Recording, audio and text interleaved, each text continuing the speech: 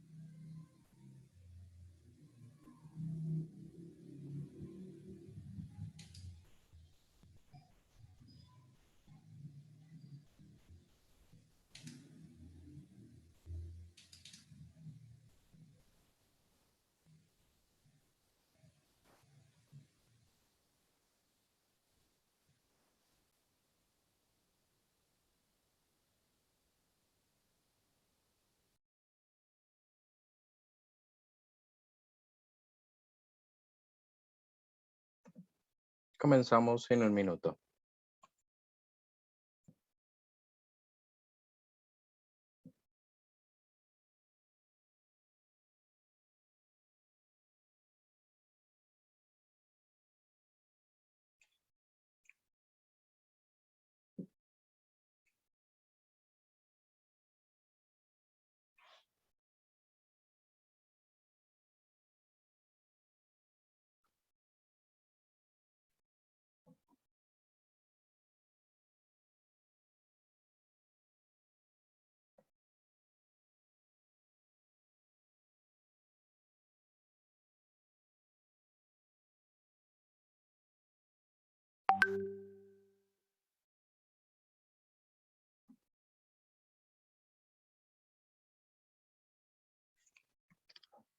Muy buenas noches tengan todos ustedes. Qué gusto es recibirlos nuevamente el día de hoy con la segunda sesión de este segundo ciclo de conferencias de oftalmología veterinaria.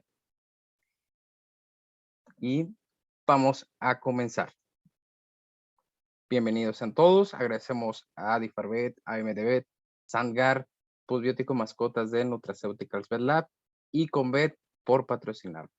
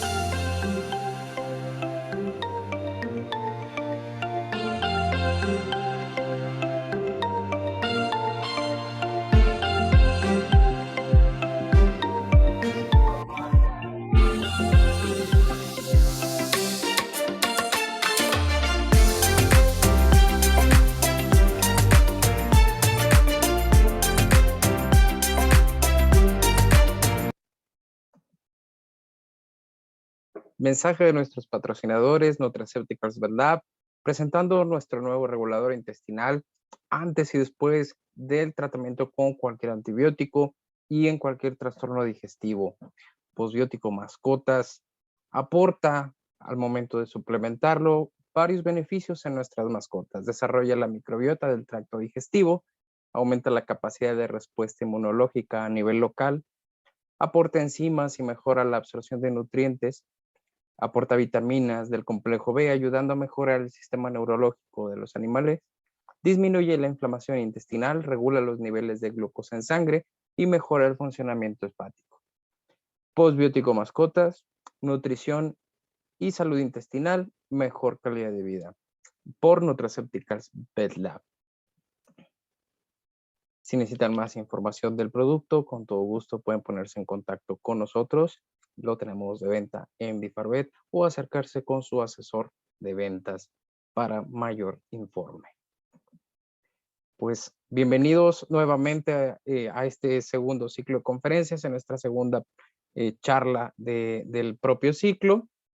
También darles unos pequeños apuntes. Ustedes van a ver en el chat un enlace que los va a llevar a una encuesta de satisfacción que nos permite conocer qué podemos mejorar de estos ciclos de conferencia para que sean más padres, que sean más atractivos para ustedes. También avisarles en caso de que no puedan sintonizar completa la sesión del día de hoy, estén pendientes de nuestras redes sociales, Facebook y YouTube, donde podrán sintonizar seguramente en los próximos días la sesión en video completa. Pues vamos a entrar en materia. Es un gusto para mí recibir nuevamente en este ciclo de conferencias de oftalmología al doctor médico veterinario zootecnista Francisco Benavides. Él es MBZ por la Universidad de Guadalajara con una práctica clínica enfocada al área de oftalmología veterinaria, participando activamente en el área en los últimos 5 años y actualmente como responsable del área de oftalmología en el Hospital Veterinario San Javier en Guadalajara, Jalisco. Doctor Francisco Benavides, ¿cómo está? Hola Daniel, muy bien. ¿Y tú? Muy buenas noches. Muy buenas noches a todos los asistentes. Gracias por estar aquí. Pues qué gusto recibirte. No me queda más que dejar micrófonos y pantalla para que tú nos compartas un poco más de tu conocimiento, doctor. Bienvenido y muchísimas gracias nuevamente a todos los que pudieron acompañarnos el día de hoy. Adelante. Muchas gracias. Excelente.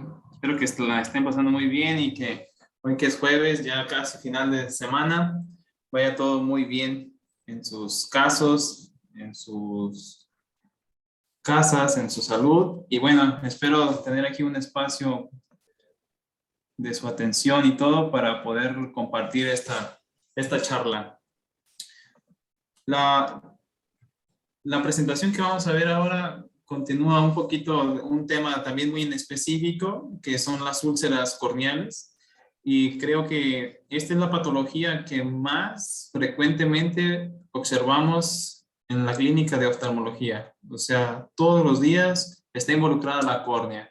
Y todos los días hay que evaluar la córnea. Así la patología no tenga que ver con la córnea, pero sí tiene que ver con el ojo.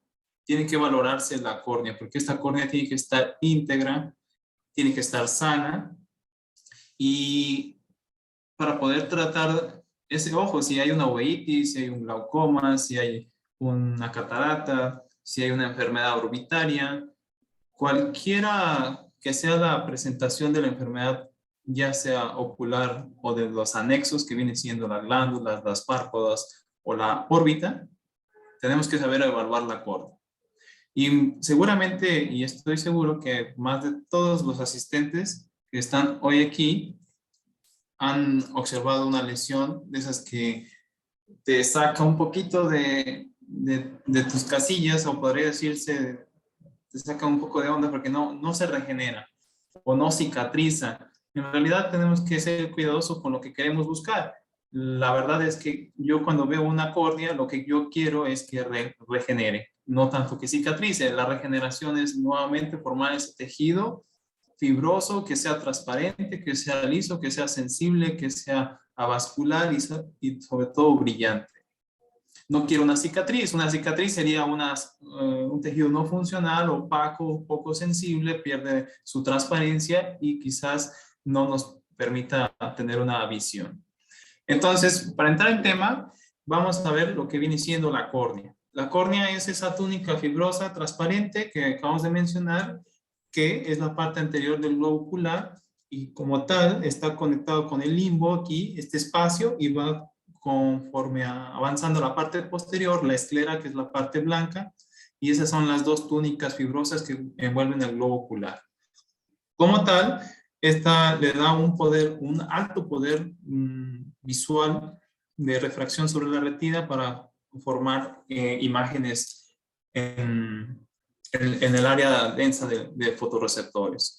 La córnea tiene ciertas características en todas las especies y son ligeramente diferentes. Tiene todo un cierto grosor. En perros se podría decir que vamos de los 0.4 a los 0.74 milímetros. Esto puede medirse también en micras, pero promedio podemos decir que la córnea mide 0.6 de milímetro en la zona central de la córnea. Los gatos un poquito menos, 0.5, y los humanos también. ¿Ok? La córnea periférica generalmente es más gruesa, en promedio, que la zona central. Bueno, cuando vamos a estudiar la córnea, siempre nos la dicen o nos la explican los libros que viene siendo 4 capas. Esas 4 capas comprenden lo que viene siendo el epitelio. El epitelio, imagínense que es esta línea azul, y tiene de unas 5 a 11 capas de células, y esas células son un tipo de epitelio escamoso estratificado que, como quien dice, pudiera relacionarse con ser la piel, pero no tiene queratina, ¿ok? Y eso le da una característica transparente. El epitelio está en contacto con toda la película lagrimal y como tal repele el agua, ¿ok? Es hidrofoba. Y lo que viene siendo aquí en la siguiente capa es el estroma. El estroma son esas fibras de colágeno que representan el 90% del grosor de la córnea. Imagínense que de esos 0.6 milímetros, el 90% es el estroma, ¿ok? Y ese estroma son fibras paralelas de colágeno, y esas están en contacto con el epitelio. El epitelio tiene una membrana basal que va a descansar sobre el estroma, y esa va a ser las células madres que van a alimentar o van a formar esas células que se van a estar descamando cada 7 días promedio y se van a estar regenerando. Los fibroblastos son esos queratocitos que van a formar esas fibras de colágeno. Aquí hay glicosaminoglicanos, son proteínas como tal que unen a todas esas células. Y una cosa importante del estroma, al estroma sí le gusta el agua. Es un medio, es un espacio semideshidratado como tal, y entre cada uno de sus espacios está bien alineaditas. Inclusive la córnea más profunda prefiere tener un poquito más de exactitud para poder ser más transparente. La segunda o la tercera capa que vamos a encontrar en nuestros perros, en sus gatos, caballos, va a ser la membrana de Descemet. La membrana de Descemet es una capa de célula, más bien es una membrana acelular, no tiene células. Y después viene el endotelio. El endotelio también se puede considerar más bien que es un epitelio, pero posterior. Tanto el epitelio como el endotelio, por fines de estudio, repelen el agua. El epitelio repele el agua hacia la parte de la lágrima, y el endotelio tiene su bomba de sodio y potasio que va a estar permitiendo cierta entrada de líquido de humor acuoso, pero generalmente también lo tiene bastante controlado. Si hay una pérdida del endotelio o una pérdida del epitelio, va a hidratarse el estroma porque su espacio es semideshidratado y le gusta el agua. ¿Ok? Muy bien. Acá está un corte histológico. Este es una representación esquemática de un dibujo. Para entender un poquito más por qué duele la córnea, porque es uno de los tejidos más sensibles y que obviamente nos da una manifestación clínica que es el blefaroespasmo, que es el dolor. La inervación viene por el nervio trigémino y este se divide en tres, la rama oftálmica, maxilar y mandibular. La parte oftálmica es la parte sensorial de la córnea y este nervio tiene varios troncos que se van a ir ramificando y se van a exteriorizar a cada célula. Generalmente viajan por esta parte, la parte anterior del estroma. Están de acuerdo que lo rosita eran las fibras de colágeno, la parte anterior va a ser esta, la parte posterior va a ser la más cercana a la membrana de Descemet o lo que viene siendo el endotelio. Entonces esas fibras, si hay alguna célula del epitelio que se dañe, son lo suficientemente densas y sensibles para hacer un viaje a informar que hay un daño, lo cual va a empezar a cerrar ese ojo, va a empezar a lagrimear, va a ponerse rojo, va a activar a todas sus células vecinas o que están en comunicación para activarse y defender el globo ocular. Muy bien. Hay otra cosa que usamos mucho que es el test de fluoresceína. El test de fluoresceína es una solución soluble en agua y que es retenida por el estroma. ¿Por qué? Porque el estroma es hidrofílico, sí le gusta como tal el agua. Entonces, si hay una lesión que esté ausente el epitelio, el colorante se va a retener sobre el estroma. ¿Ok? Entonces, cuando ahí tenemos una fluoresceína positiva. Entonces, este test lo usamos siempre para evaluar defectos a nivel del epitelio de espesor completo. ¿Ok? Esta es una herramienta súper importante que deben de tener en sus clínicas y tiene muchísimos usos. ¿Ok? Para ver si hay una úlcera, tiempos de ruptura de la película lagrimal, test de Jones, test de Seidel, bastantes test para poder evaluar con la fluoresceína. Pero uno de estos va a ser para identificar una lesión a nivel de la córnea, ya que la córnea es transparente, por lo tanto sus lesiones generalmente van a ser transparentes y este medio de contraste lo vamos a emplear. Bueno, pues vamos entrando en tema. Ahora, ¿qué es una úlcera corneal o una queratitis ulcerativa? En realidad, una queratitis ulcerativa es una pérdida de una o de más capas de la córnea. En humanos también hay una capa que se llama la capa de Bowman, pero en los perros, en los gatos, en los caballos no lo vamos a evaluar, porque no está esa capa. ¿Ok? La enfermedad ocular más común en oftalmología veterinaria.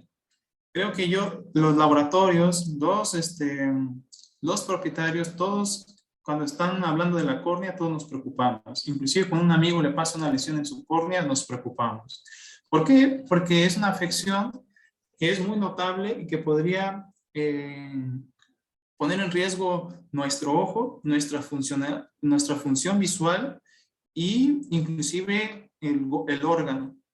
Esta es una lesión profunda. Aquí se ve una lesión que está afectando el epitelio, el estroma anterior, el estroma posterior y está exponiendo la membrana de Descemet.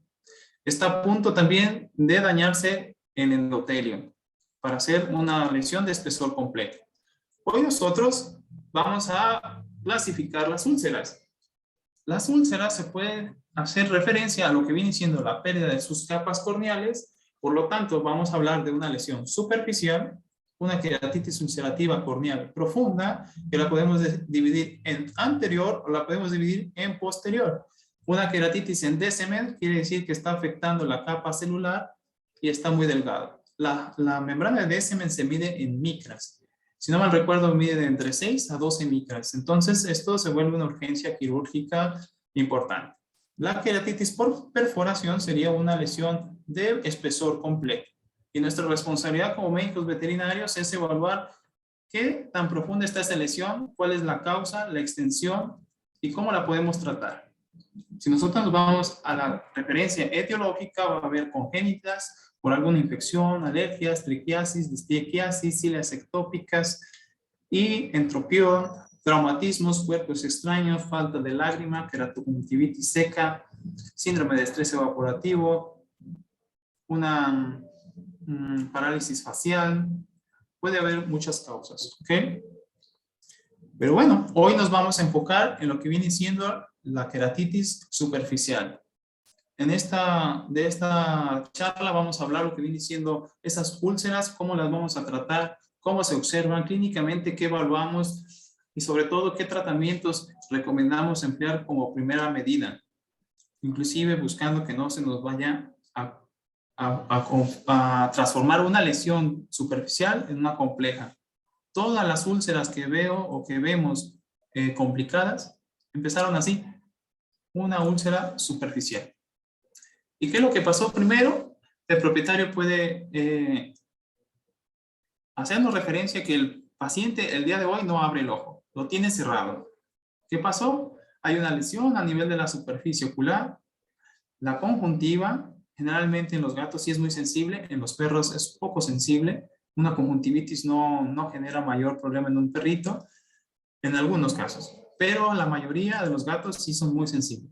Pero ya cuando hay una lesión de que un ojito está cerrado, que como que sube una membrana, el tercer párpado, es un signo que usted le está avisando que a ese paciente le sucede algo. Le está avisando, oye, hay una irritación en mi superficie ocular, por lo tanto, le estoy hablando al trigémino que mande el mensaje y vía aferente va a actuar el facial y va a cerrar el ojito, va a parpadearlo más, va a estimular al lagrimal y va a estimular que produzca más lágrima para que trate de lavar ese ojo. Inclusive se van a liberar muchas células para empezar una defensa local. Bueno, estos pacientitos no contemplan que le abramos el ojo. Es muy delicado abrir un ojito a la fuerza, porque puede ser que tenga una lesión superficial y no pase nada. Pero si tiene una lesión profunda, inclusive pueden agravar la situación. Esos pacientitos muchas veces no se dejan medir el shimmer con mucha facilidad, entonces colocamos una gotita de paracaína, tretacaína tópica y damos unos 5 segunditos mientras indagamos un poquito más en la consulta, en la historia clínica y vaya que después nos dejan revisar. La úlcera superficial, como hemos hablado, es una pérdida, una inflamación de la superficie ocular. Implica solo el epitelio o la parte estromal anterior. Y nosotros tenemos que ser responsables aquí de identificarla. Una úlcera corneal, como tal, la teñimos muchas veces aunque la veamos, pero nos puede dar una idea de cuán extensa está y quizás no nos permita ver qué tan profunda, pero tenemos que ir aprendiendo cómo evaluar esto. Si nosotros tenemos una úlcera en la superficie ocular, hay que tener en cuenta cuánto tiempo tiene de evolución, con qué le está tratando, si empezó con tratamiento. Muchas veces usan manzanilla, muchas veces usan las gotitas naturales, muchas veces usan el tratamiento que vieron que les funcionó a algún amigo, a su otro perrito, porque ya le había pasado.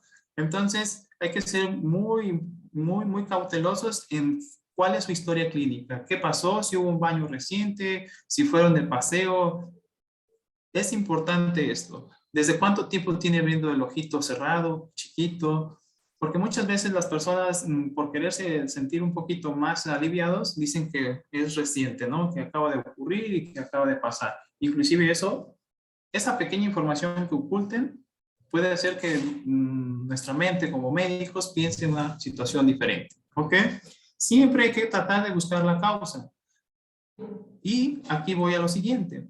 Estos pacientitos habrá que hacerle un examen completo. Hay que valorar desde los párpados, ir corriendo nuestros ojos alrededor de los párpados, ver que no tengamos ningún pelito, una cilia ectópica.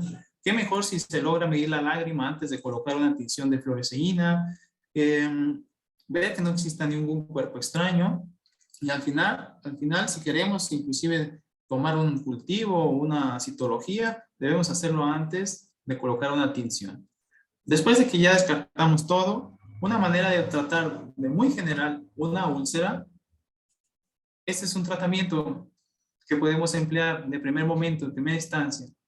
usamos lo que viene siendo un triple antibiótico. Está recomendado hoy en día debido a la cantidad de bacterias resistentes por el mal uso que hemos hecho de los antibióticos. Hoy tenemos que usar antibióticos, un triple antibiótico como primera elección para proteger esa córnea, que no se nos vaya a infectar, porque en realidad lo que pasa ahí cuando hay una infección es que las células normales, las bacterias que viven en la superficie ocular, hoy se aprovecharon y se vieron oportunistas y dijeron, aquí hay una lesión y aquí hay que hacer fiesta. Liberan enzimas, tanto las células de las bacterias como los linfocitos, los neutrófilos, y esas enzimas se le llaman proteasas, y hay proteasas buenas y proteasas malas, pero entre que son buenas o son malas, tratamos de inhibir las malas para que esa córnea no vaya a infectarse o existir una lisis que vaya profundizando. El uso de un midriático está recomendado para quitar el espasmo y el dolor. Aquí hay que ser muy puntuales en valorar primero el tamaño de la pupila, porque hay pacientes que si traen una pupila dilatada y traen una úlcera, cuidado, hay que valorar que no podamos usar sobre todo midriáticos muy frecuente en Boston, en Bulldog francés, porque puede ser que tengamos como repercusión una presión intraocular alta. Siempre vean la pupila. Si la pupila está pequeñita, pueden usar con mucha facilidad lo que viene siendo un midriático. Si la pupila está media y tiene una lesión corneal, lo pensaría. Si tiene un tonómetro, sería lo ideal medir la presión antes de mandar un midriático. ¿Cómo se cura una córnea? ¿Cómo se regenera? Cuando existe una lesión a nivel epitelial, inmediatamente, una hora después, se activa un mecanismo para poder hacer todo un movimiento de células que se desplacen y existe una migración celular. Esa proliferación que viene siendo del epitelio y viene siendo desde el limbo, empieza a viajar esas células y se desplazan y viajan en un patrón centrípedo. Esto quiere decir que va desde la periferia y va hacia el centro. ¿Ok? Después de que desplazan y que cubren esa lesión, el epitelio tiene una fase de adhesión y esa ya va a formar sus uniones entre células que se desplazaron y van a tener una membrana epitelial completa, pero esa duraría alrededor de unos 7 a 10 días, inclusive hasta 15 días. No todos los pacientes se regeneran igual, no es lo mismo un joven que un viejito. Entonces, aquí es donde viene la otra situación. ¿Cuánto tiempo mando mi tratamiento de una úlcera superficial? Yo les recomiendo que estas lesiones, si ustedes no han encontrado ninguna causa específica, como fuera una listiquia, un pelito, un entropión, entonces ustedes pueden mandar un tratamiento conservador, un triple antibiótico, un inhibidor de proteasas, un antiespasmódico, y tienen que revisar esa lesión en 3 a 4 días, máximo 5 días. Pero no lo pueden hacer de que una receta y se vaya a su casa y después de 5 o 10 días que le indicaron el tratamiento, lo retire y no lo vuelvan a ver hasta en sus vacunas. Eso no puede ser posible. Usted tiene que administrar el tratamiento para que el tejido se regenere por completo. Ya que se regeneró, ustedes podrán quitar sus antibióticos y hay que estar midiendo la lágrima o la causa. Si ese paciente ustedes lo ven en 5 o 7 días y no, o 4 o 5 días y no ven mejoría, no regenera ese tejido, pero ustedes no lo ven infectado, pueden seguir el tratamiento. Pero cuando ustedes vean que una lesión no cicatriza, no cambien el tratamiento. No cambien a otro tratamiento más complejo, más completo, más antibióticos, más lubricantes. Ustedes cambien su diagnóstico. Algo no está pasando. El epitelio va a ser muy puntual. Se regenera inclusive entre 24 y 72 horas a 7 días. Pero generalmente todos se van a regenerar en 3 días, 4 días. Alguna lesioncita, algo que se raspó. Y entonces, si ese epitelio máximo a los 7 días no se ha regenerado, yo tengo que estar pensando en cambiar mi diagnóstico. Tengo que empezar a ser más minucioso en buscar qué es lo que está causando esa lesión. Si hay ojo seco, si hay una distrofia, si existe una cilia ectópica, algo que no está dejando que avance mi paciente. Generalmente los defectos espontáneos crónicos o úlceras que se vuelven una enfermedad primaria del epitelio no se resuelven a través de los procesos normales de regeneración. Aquí creo que le cambiaría esa parte de cicatrización a una parte de regeneración. ¿Ok? Esa erosión a nivel del epitelio sucede lo siguiente. Es un evento que puede iniciar por un pequeño trauma corneal en la superficie y sin el tratamiento adecuado pueden persistir durante meses, inclusive hasta por años. O meses y ser recurrente. Así se le llama esta lesión, a esta úlcera corneal. Úlceras indolentes, lesiones que son recurrentes, que le colocaste su tratamiento, regeneró a los 3 o a los 5 días, pero a las 2 semanas nuevamente me avisa que está otra vez igual, que le ve el ojo chiquito cerrado. Vas y colocas una fluoresceína nuevamente y ves que hay una lesión nueva. ¿Ok? También se le conoce como úlcera del boxer, erosiones que no cicatrizan o erosiones corneales persistentes o inclusive idiopáticas. Predilección por raza es el boxer. Generalmente va de 2.5, inclusive mucho más pacientes boxer, pero ocurre en todas las razas. Generalmente ocurre en pacientes longevos, arriba de 5, promedio 7 a 9 años, 8 años. Generalmente son hembras, generalmente son hembras castradas, pero también puede ocurrir en cualquier raza y inclusive en otras especies, y tiene mucha predisposición por el boxer. Cada vez que veo un boxer, pienso primero en una úlcera indolente. Pero bueno, no va a ser algo patognomónico, ¿ok? ¿Cómo diagnostico? ¿Cómo me doy cuenta que es una úlcera indolente? Debe considerarse, como decíamos, cualquier perrito de una mediana edad y que la lesión no se haya regenerado en una semana. Edad promedio y en las características de la lesión en la córnea, que sean pacientes jóvenes, que no cicatrizan. Antes de pensar en una úlcera indolente o un defecto espontáneo crónico, debo pensar en otra situación, descartarlo siempre. Entonces necesito magnificación. Causas de que una córnea no se regenere: un traumatismo mecánico por los párpados, masas, entropión, lagoftalmia, que no puede parpadear ese paciente, parálisis facial, cuerpos extraños, infecciones normales de la película lagrimal, ya lo hemos hablado, exposición por mala conformación, queratitis por embuftalmia, edema corneal que conduce a una queratopatía ampullosa. Todos esos diferenciales tengo que tener presentes cuando una lesión no se regenera. ¿Cuál es la fisiopatología de una úlcera refractaria o indolente?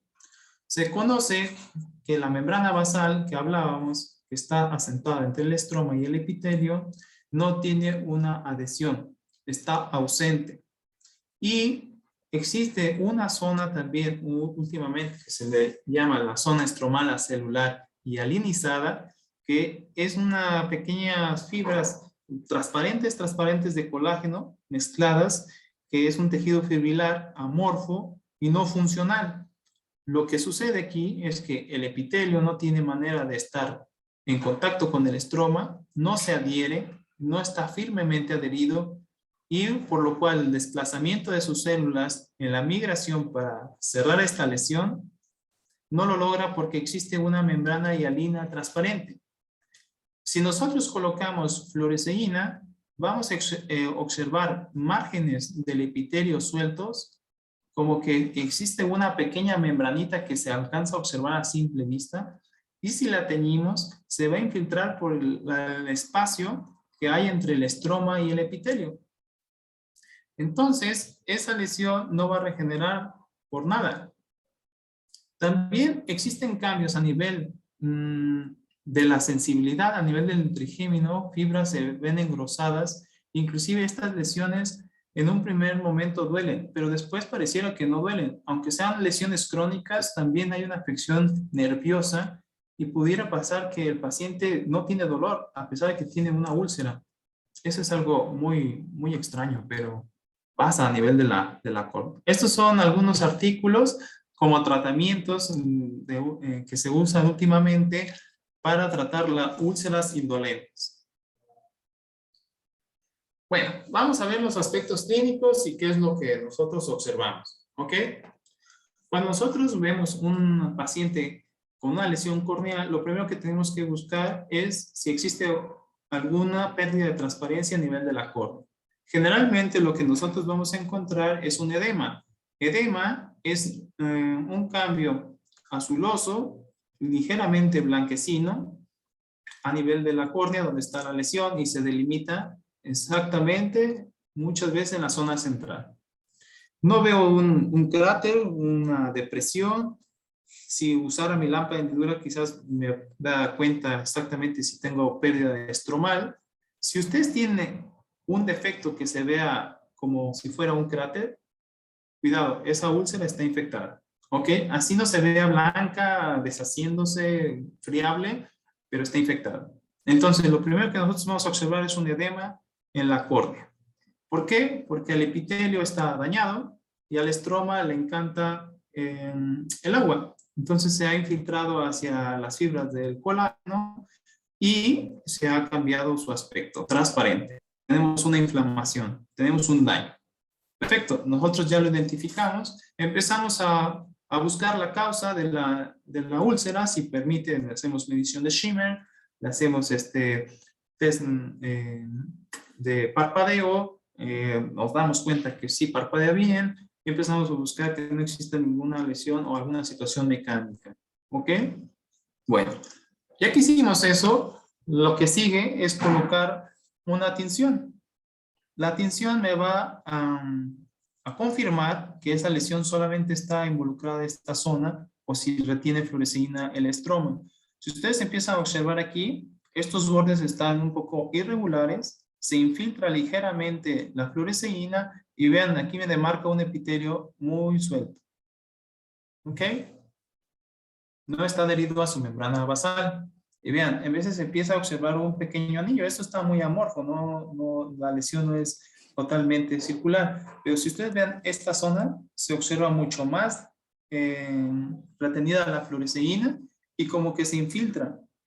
Se infiltra por debajo y se va extendiendo. Muchas veces colocamos esta tinción y entre hablamos, mire, vea, aquí está la fluoresceína y ya localizamos la lesión. Y entre que estamos explicándole qué es una úlcera al tutor, al responsable, y volvemos a ver con nuestra azul de cobalto, que es la azul oscura, para hacer florecer la fluoresceína, inclusive se empieza a extender mucho más. Vean aquí, este epitelio está suelto, se ve aquí muy, muy marcado. Vean esta parte otra acá, el epitelio está totalmente libre. ¿Ok? Muy bien. Entonces, un aspecto más para el aspecto clínico es que la fluoresceína se infiltra, hace un pequeño halo, como que va infiltrándose por debajo de ese epitelio, la lesión es superficial y no vemos regeneración, no vemos que avanza esa lesión. Generalmente las lesiones pueden ser axiales, eso quiere decir que en la zona central de la córnea, pero pueden tener inclusive defectos paraxiales. Puede existir un defecto central y uno paraxial. Pareciera que son dos úlceras, pero a la vez simplemente es una.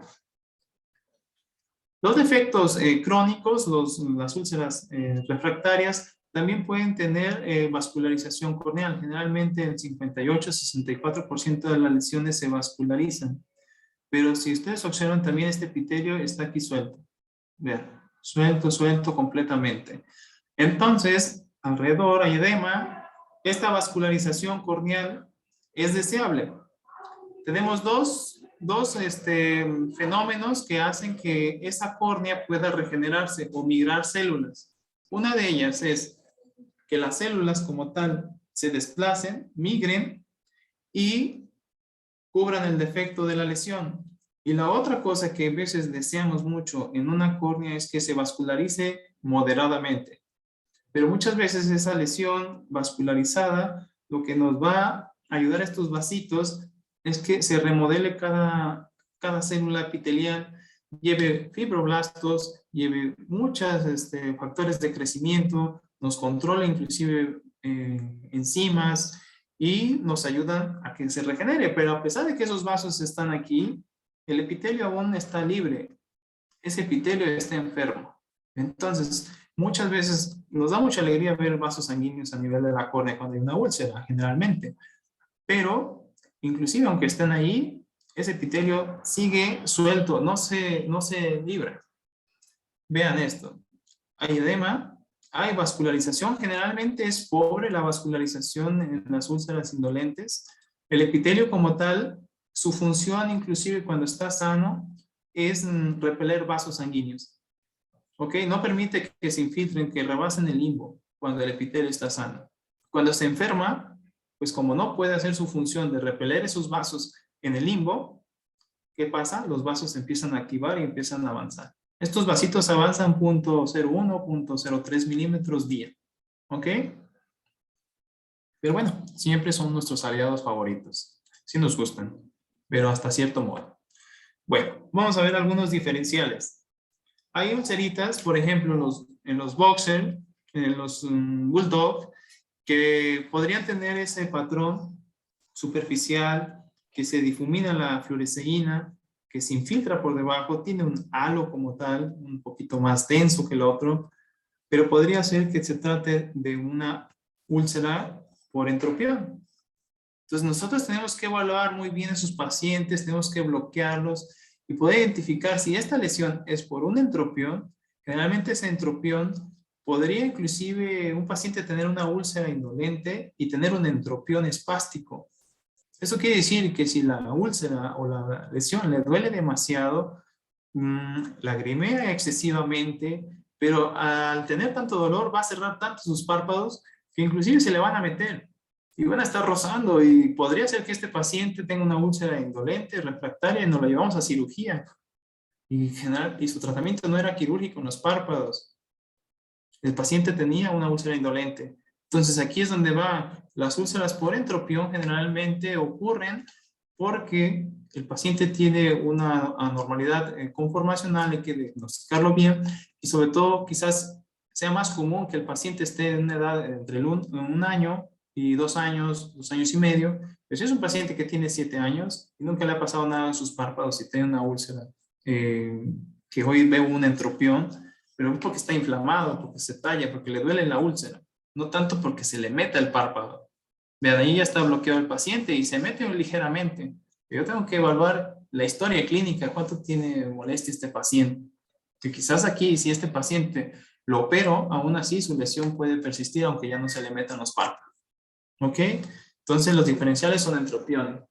Otro diferencial muy importante son los cuerpos extraños. Porque aunque yo dé un tratamiento, el tratamiento médico que voy a mandar a casa vía oftálmica va a ser para distraer microorganismos, ayudar con el dolor, inhibir las proteasas, enzimas y ayudarle a que se regenere ese tejido, darle todo lo necesario. Ustedes aquí ya pueden complementar lubricantes, si hay ojo seco, pueden complementar lo que viene siendo regeneradores epiteliales, pueden ustedes dar vitaminas, complejo, lo que viene siendo para levantar el sistema inmune, alimentación, pueden hacer muchas cosas, pero lo que primero tenemos que tener, ¿qué es lo que está causando esa úlcera? Porque quizás esto también tenga un fenómeno que viene siendo como una úlcera indolente, pero en realidad es un cuerpo extraño y está por ahí detrás del tercer párpado, debajo del párpado. Entonces tenemos que estar muy, muy pendientes.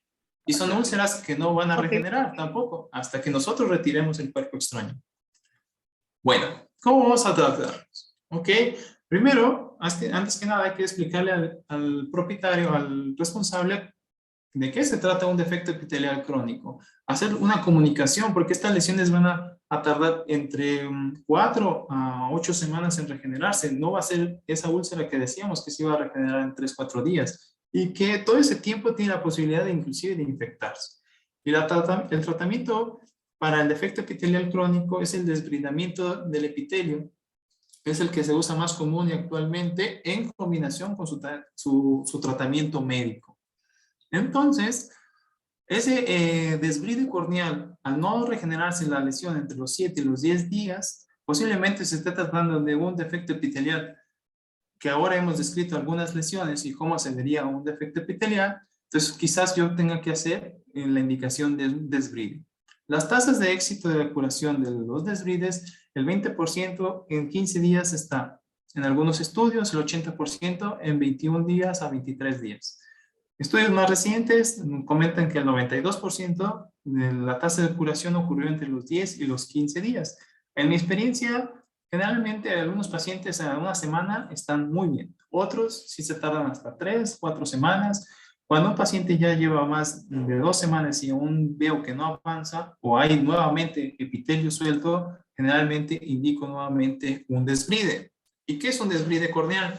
El desbride corneal lo realizamos con lo que viene siendo una pequeña fresa.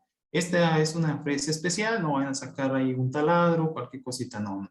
Esta es una fresa especial que tiene ciertas revoluciones y es de 3.8 milímetros. Tampoco lo van a hacer con un tamaño menor, porque estas cosas las venden por separadas. Esta pieza de mano que trae una batería, parece como si fuera un lápiz, y esta punta te la venden con una más pequeñita que no nos funcionaría a nosotros como veterinarios, y tenemos que comprar esta pieza que también es de 3.5 milímetros.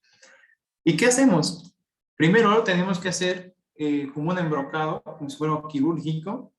Colocamos lo que viene siendo anestesia tópica. Hacemos bloqueos también palpebrales. Generalmente con anestesia tópica y un bloqueo va bastante bien, el paciente es tranquilo.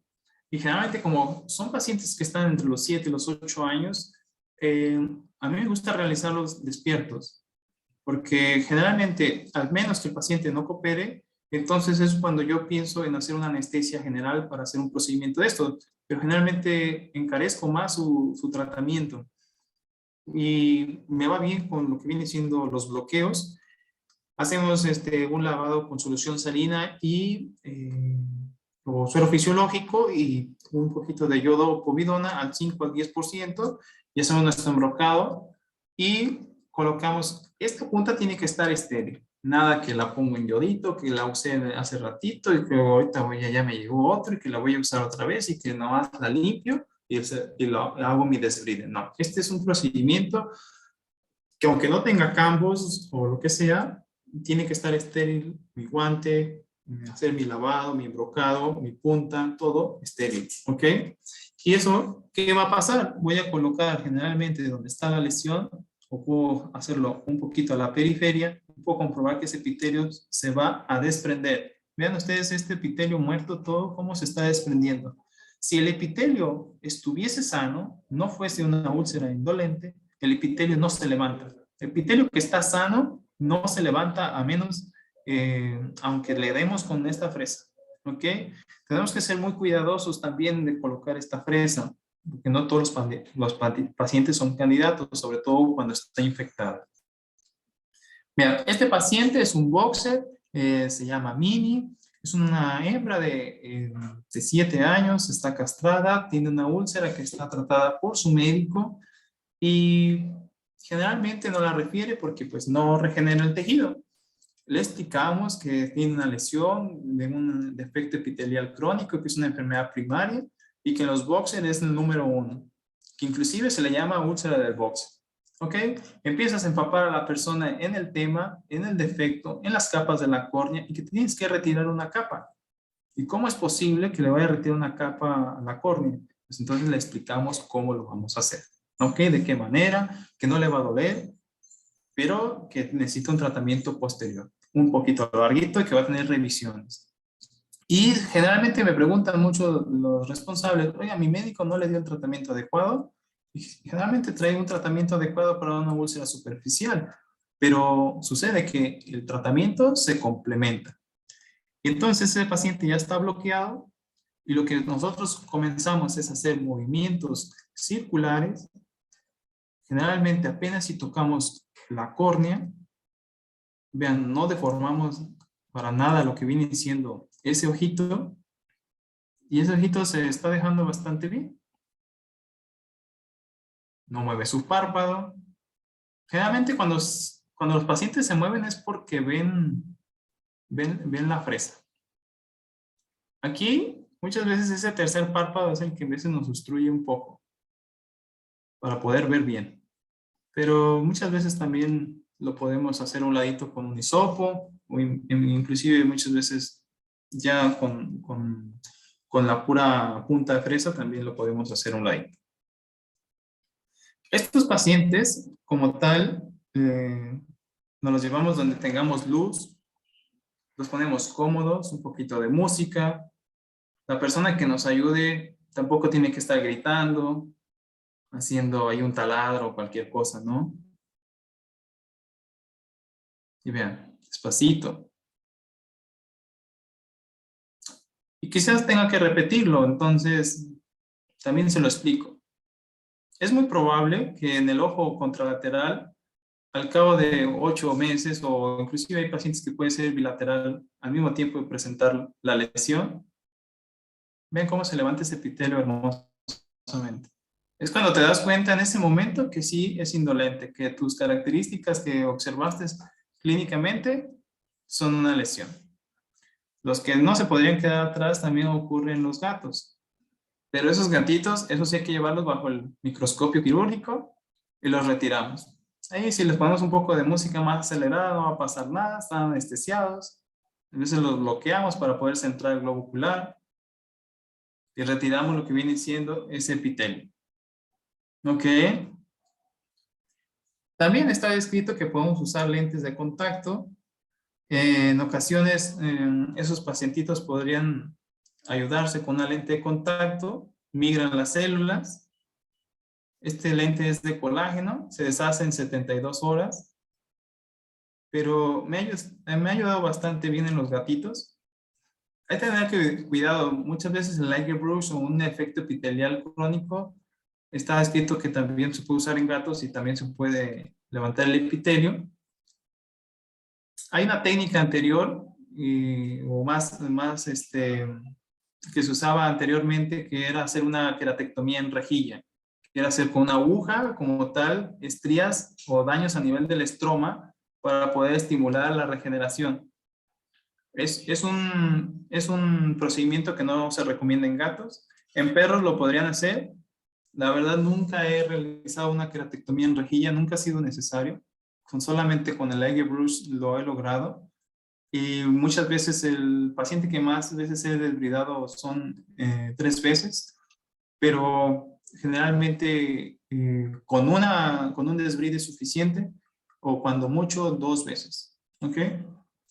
Una vez también estábamos viendo una chinchilla y un pacientito que empezaba con una lesión superficial y no regeneraba, pasaron 10 días y por ser una chinchilla yo le di más tiempo y ese epitelio no regeneraba, no cerraba su lesión, al contrario se hacía más grande. Programamos todo para anestesiarla, para hacer su procedimiento y nos llevamos con la sorpresa de que se dejó. Yo hasta preguntaba que cómo le hacían, ¿no? Para poder hacer un sonido similar. Este pacientito se llama Mazapán, es un paciente muy querido. Y suavecito, solito, un poquito de tiempo, un poquito de paciencia. Hay que tener mucho cuidado con esa fresa, porque muchas veces se puede enrollar en esos pelos de la parte externa y ahí ya no la podemos volver a colocar sobre la superficie ocular porque ya se contaminó. Inclusive hay que tener 2.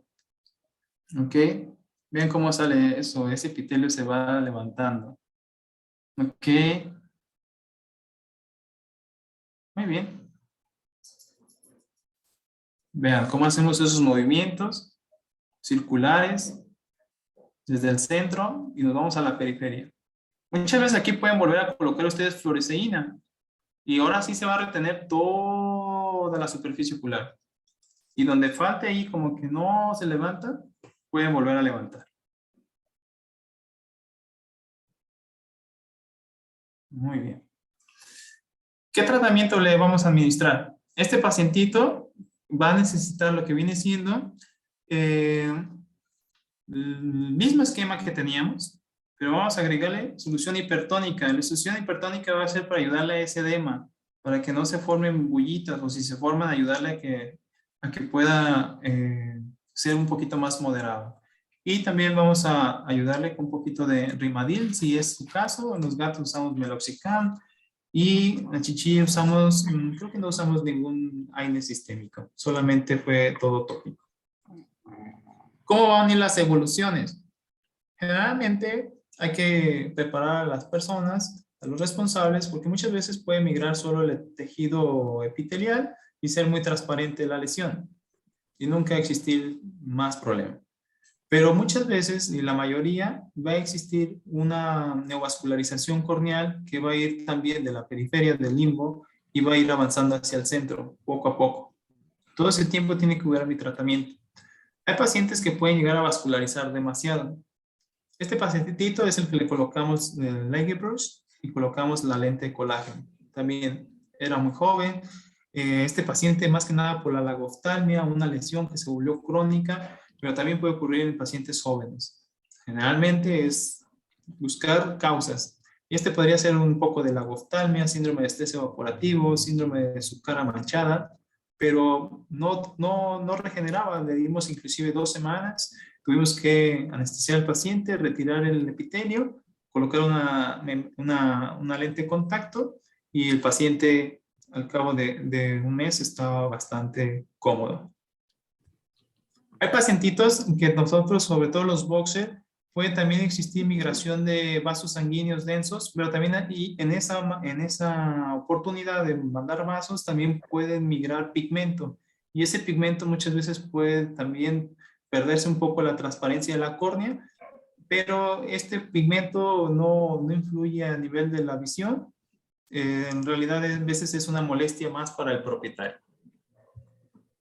Ya vamos a terminar nuestros casos. Vean, este es el caso de Mazapán, la chinchilla, cómo empezó con una lesioncita superficial. Habían cambiado el heno. Yo lo asocié al cambio de heno y en realidad veía yo una lesión superficial. Pero al cabo de algunos días, esa lesión tenía un edema. Toda esta zona estaba edematizada. Lo que hicimos fue retirar el epitelio con el Lagerbrüsch y comenzamos a valorar inclusive a los 7 días cómo empezaba a regenerarse la córnea y solamente nos quedaba la zona central. Generalmente cuando quitamos todo el epitelio hay una fase muy rápida que se regenera todo el epitelio, pero a veces nos queda esta zona central y la que más nos cuesta trabajo. Al cabo de 3 semanitas ya había vasos sanguíneos, ya no retenía fluoresceína, estaba totalmente negativa la fluoresceína, entonces también tuvimos un defecto epitelial. Complicaciones con un desbridamiento de la superficie del epitelio es la queratomalacia. Esto es una infección a nivel de la córnea. Empezamos a ver pérdida del estroma, uveitis, pupila cerrada. Si ustedes hacen un desbride y empiezan a ver la córnea blanca, cuidado, se ha infectado. ¿Ok?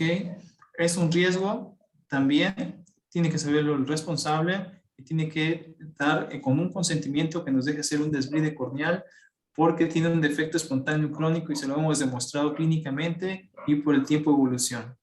Pero también podemos encontrarnos complicaciones. Si ustedes les llega un paciente con estas características, por más que tenga una úlcera que se infiltra, que vemos aquí como un halo que nos describía la parte clínica, que se infiltra la fluoresceína, stop. No hagan aquí un desbride, nada de eso. Empiecen con otros antibióticos más potentes, alguna quinolona, y una frecuencia de cada hora, cada 2 horas, controlen la uveitis y quizás este paciente vaya a necesitar algún flap, algo que le dé protección a esa córnea, ¿ok?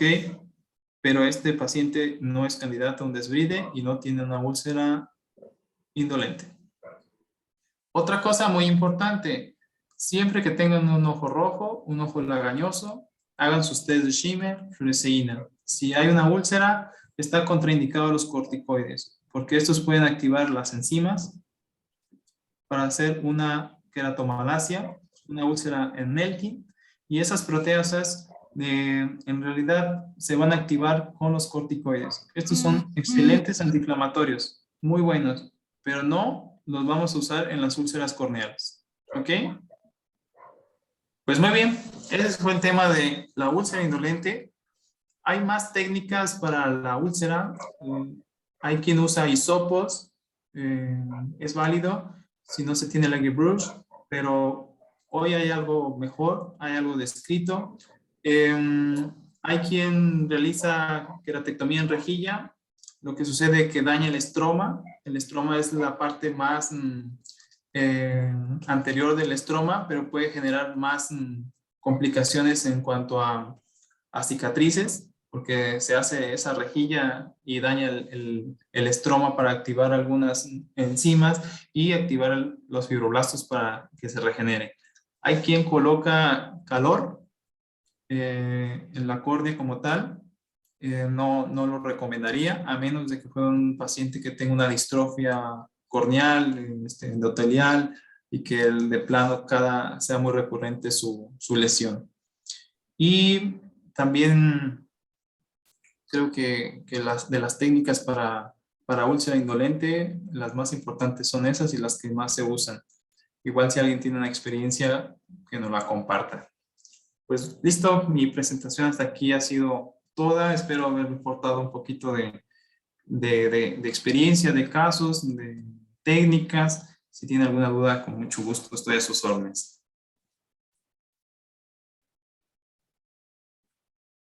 Daniel, ¿estás por ahí? Sí, Doc, aquí andamos. Ya se durmió con la plática. No, ¿cómo crees? No, al contrario, esperamos aquí a la doctora Alondra Lugo. Doctora Alondra, si quiere abrir su micrófono, adelante. Sí, hoy que abran su micrófono para no escucharme yo solita aquí nada más. Prefirió poner un texto. Eduardo Andrade, un segundito, vamos con tu pregunta. Dice, la doctora Alondra nos pregunta, en caso de no poder usar un midriático por sospecha de presión intraocular alta, ¿podemos usar diclofenaco? Sí lo puedes usar, pero yo te recomendaría no emplear en este caso AINES. Hay un artículo que a lo mejor no lo coloqué, pero está demostrado que puede activar las proteasas, los AINES en este tipo de lesiones, inhibir la regeneración del tejido o retrasarlo. Generalmente lo retrasa el diclofenaco un poquito, por eso no lo uso en esta lesión de la úlcera del defecto espontáneo crónico. Pero si tiene mucho dolor tu paciente o quieres cuidar eso, generalmente por eso uso lo que viene siendo un AINE, pero vía oral. Pero sí podrías emplear tópico al menos una vez o dos veces al día diclofenaco, pero posiblemente te vaya a retrasar un poquito más la regeneración en ese caso. Muchísimas gracias. Por ahí vimos una manita levantada. Médico de Eduardo Andrade, adelante. Puede abrir su micrófono. Buenas noches, ¿cómo están? Oye, pues es algo muy parecido a lo que preguntaba la doctora sobre el uso de desinflamatorios que no son corticosteroides, AINES. Bueno, antes se manejaban de 5 a 7 días usarlos, inclusive fluriprofeno para aliviar la inflamación. Y yo también ya he leído ese artículo, ¿no? En donde pues sí se da la producción de pues estos productos que no nos dejan que cicatrice la córnea. No sé qué experiencia has tenido, digo, ya lo platicaste ahorita. Y también te quería comentar, ¿no has tenido problemas al debridar este tipo de úlceras en gatos? Porque por lo general se van a secuestro corneal cuando usas Alert Rouge. No sé qué experiencia tengas, doctor. Hola, doctora Andrade, mucho gusto. Gracias por estar aquí en esta plática de los oftalmólogos más importantes de México. Sí, doctor, yo comparto lo que vemos en la clínica y la parte del uso de los AINES, que sí nos ayudan mucho a controlar la uveitis, la inflamación, eh, pero lo resolvemos con un midriático, midriático cicloplégico, nos ayuda bastante bien. Y sí, sí pueden retrasar la regeneración de los tejidos en las úlceras indolentes cuando son necesarios usar por alguna situación que hay que controlar la uveitis, los usaría definitivamente y cuidaríamos mucho lo que viene siendo inhibidor de proteasas y nuestros antibióticos. Y en cuanto al uso del Liger Brush en gatos, sí, exactamente, también está documentado que puede generar secuestro corneal. De hecho, ese gatito que yo presento estaba ya formando su secuestro corneal. Ya en el video, si ustedes observan, se ve como ya empieza a haber ciertas opacidades marrones y no habíamos usado Algae Brush. Entonces, al momento de yo quitar ese epitelio, también yo veía que se limpió un poco lo que viene siendo la mancha del secuestro corneal, pero no se ha formado. Hasta el momento yo llevo 4 meses vigilando a ese paciente. No he tenido muchos, sobre todo gatos, ¿no? Generalmente buscamos más herpesvirus, darle tiempo, pero este gatito en especial estaba con ese defecto crónico y decidí hacer un desbride y colocarle una lente de colágeno y nos fue bastante bien. Pero definitivamente el Light Brush lo volvería a usar en un gato, pero no lo que viene siendo una queratectomía en rejilla, no lo haría.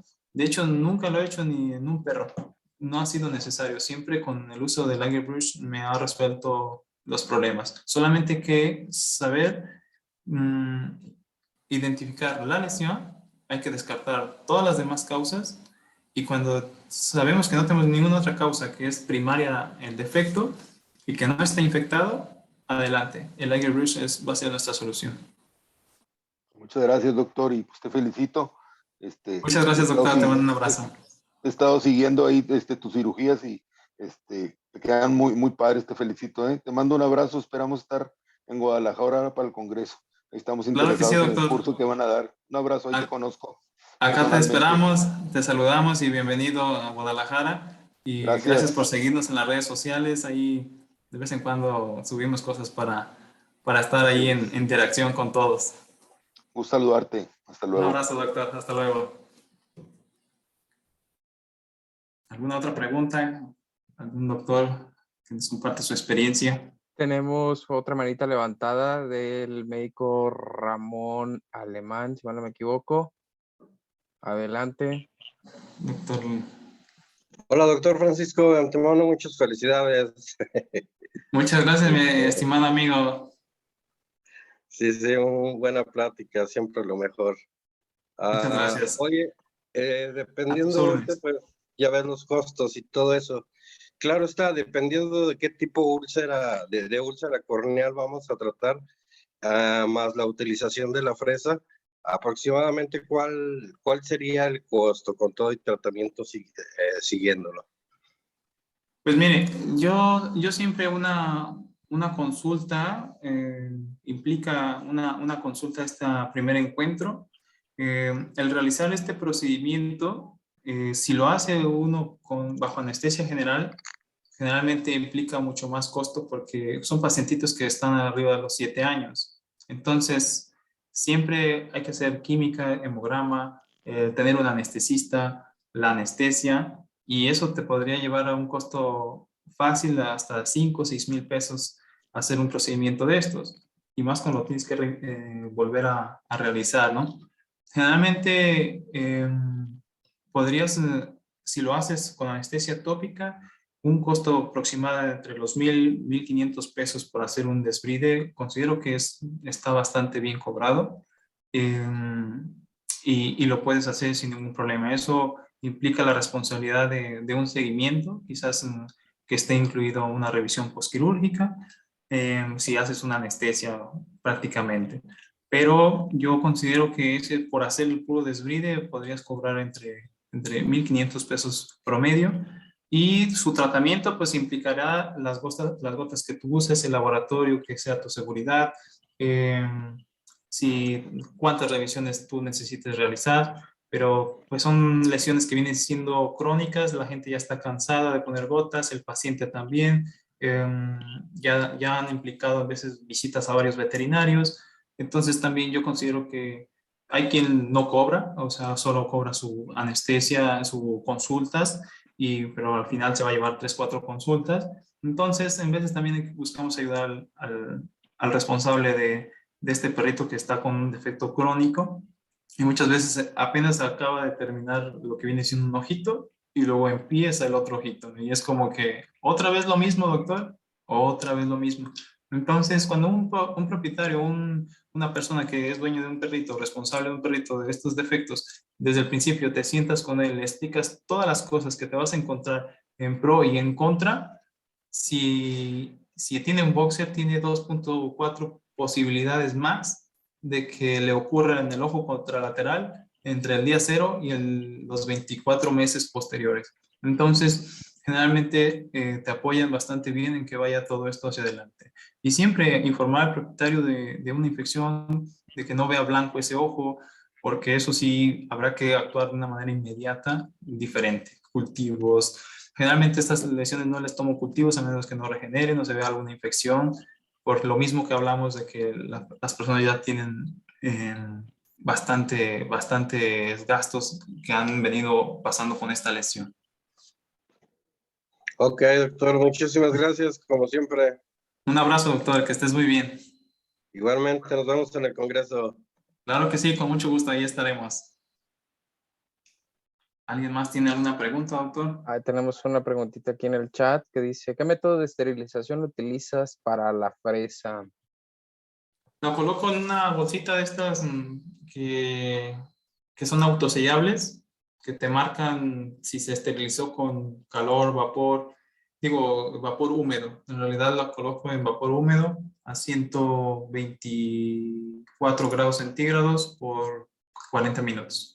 Y lo resiste bastante bien. Solo hay que colocar la punta, la fresa. La otra es una batería. Se quita, se esteriliza, la vas a colocar, la pones sobre la batería y atrás trae una pilita que tú la enciendes y da sus giros sin problema y ya tú colocas la fresa sobre la superficie ocular. Muchísimas gracias, Doc. Hay muchos buenos comentarios, muchas felicitaciones. Y vámonos Gracias. con la última pregunta porque tenemos mensajes de nuestros patrocinadores. La doctora Alondra Lugo nos pregunta, por ahí había escuchado que cuando tenemos úlceras no es bueno que la gota del fármaco caiga directo en la córnea, sino en la conjuntiva y esperar a que sola se distribuya. ¿Sí hay alguna indicación al respecto? ¿Que caiga la gota de qué, perdón? La gota del medicamento, del fármaco que caiga ¿El directo en fármaco? la... No, en realidad no he encontrado yo algo que me inhiba la cicatrización o la regeneración. Aquí lo importante es que esa gota esté en la superficie ocular, puede caer en la conjuntiva, no pasaría nada. Puedes levantar ligeramente el párpado y colocar la gota, o generalmente hay unas presentaciones en ungüentos y pueden estar en la superficie ocular sin ningún problema, no generaría mayor trauma. Muchísimas gracias por los comentarios, doctor. Siempre es un placer con tus pláticas y tus charlas. La verdad es que es también muy agradable ver que a los médicos son temas que les gustan, son temas interesantes y pues vaya, la presteza que tienes para compartirnos lo que sabes. Entonces, doctor Francisco Benavides, muchísimas gracias por la charla del día de hoy. Les pido Un a gusto. los asistentes, por favor, que no se nos vayan. Tenemos mensajes de nuestros patrocinadores, que son unas pequeñas sorpresitas también.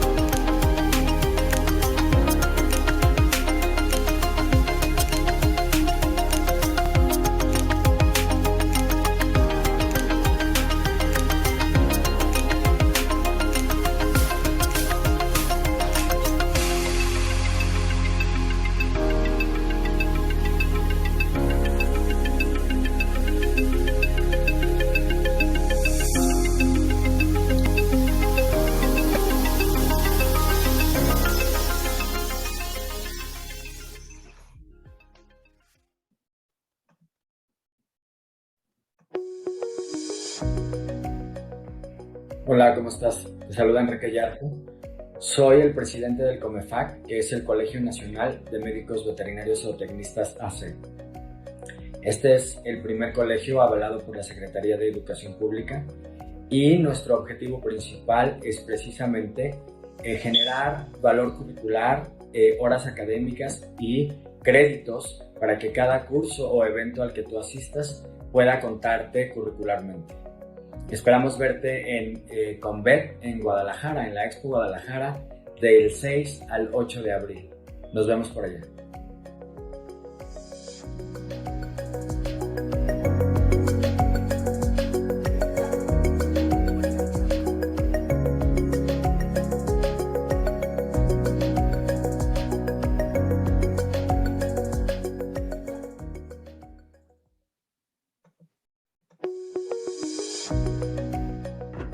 Hola, muy buenos días, ¿cómo están? Soy Francisco Benavides, soy director del Hospital Veterinario San Javier, encargado del área especial de oftalmología, y quiero invitarlos este 6 al 8 de abril en Guadalajara, Jalisco, al Congreso CONVET, para que participen en la plática de oftalmología de úlceras simples que se vuelven complicadas y qué debemos hacer. Así también quiero invitarlos a un taller del examen oftalmológico desde la córnea hasta la retina y la órbita, y vamos a tener una invitada especial para que nos ayude a desarrollar este proyecto y poder participar con todos, y así también el uso del ultrasonido en oftalmología, cómo usar esta herramienta, cómo aplicarla para poder tener un examen más profundo cuando el examen oftalmológico no es posible. ¿Okay? Gracias y los esperamos.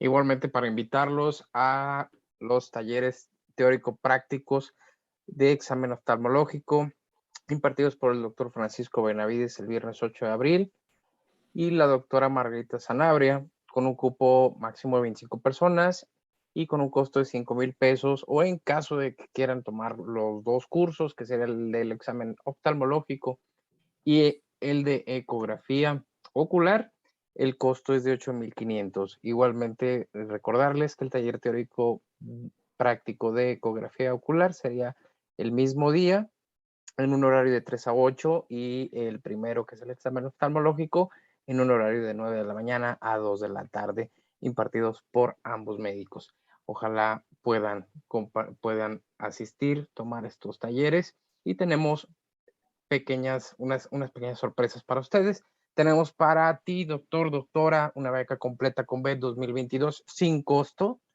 Y también tenemos un taller completo con ambos talleres, que es el examen oftalmológico y de ecografía ocular teórico-práctico sin costo. Por ahí en el chat tienen los datos de contacto para que puedan obtener mayor información y todas las bases de la dinámica. Igualmente recordarles que las personas que se inscriban al taller teórico práctico, los primeros 4 médicos que se inscriban a los talleres teórico prácticos, van a obtener un 25% de descuento en el diplomado 2022 de oftalmología veterinaria patrocinado por Sangar. Esto es una invitación directamente en el ciclo de conferencias que tenemos el día de hoy en la noche, para que aprovechen este descuento si les interesa el diplomado, y pues es el combo completo, doctores. La verdad es que vale mucho la pena. Como les recuerdo, si están interesados ya sea en acceder a la beca o acceder ahí a los talleres o al diplomado, pónganse en contacto con nosotros y nosotros les comentamos cómo estaría la dinámica. Estaremos muy, muy atentos de cualquier duda o cualquier inquietud que lleguen a tener. Igualmente, invitarlos a nuestra próxima conferencia de este segundo ciclo de oftalmología veterinaria. El paciente ciego agudo es definitivo o reversible, el jueves 31 de marzo, 9 de la noche, hora de la Ciudad de México. Agradecer a nuestros patrocinadores. Me voy a regresar un poquito. Difarbet, MDBet, equipos médicos, Sangar, Postbiótico Mascotas de Nutraceuticals Pet Lab, y Convet, que está ya a la vuelta de la esquina prácticamente el evento. La verdad es que vale mucho la pena. Doctores, no se lo pierdan. Recordarles también que el video va a estar presentándose en los siguientes días. En caso de que no pudieran acceder a la conferencia completa, la van a poder sintonizar en nuestro canal de YouTube. Francisco, muchísimas gracias por, por la plática. Y pues no sé si le quieres dar un mensaje a los asistentes. Muchas gracias más bien a ustedes por estar a estas horas aquí conectados. Y bueno, vienen buenas sorpresas que nos está dando de Harvard, un super descuento, uno de los diplomados más importantes de todo México y yo considero de Latinoamérica y por qué no del mundo.